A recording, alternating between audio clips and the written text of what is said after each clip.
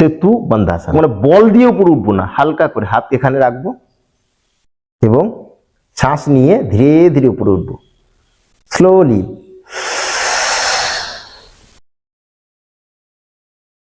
এখানে হোল্ড করব 10 to 15 second এবং শ্বাস নিয়ে নিচ্ছে।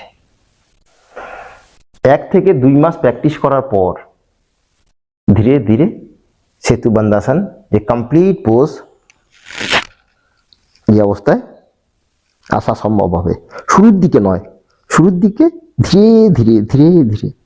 শুরুর দিকে যদি অসুবিধা হয় তাহলে হাতকে এখানে রাখবো এবং এখানে হোল্ড করবো। ধীরে ধীরে শ্বাস নেব এবং ধীরে ধীরে শ্বাস ছাড়বো এবং শ্বাস নিয়ে শ্বাস ছেড়ে নিচে।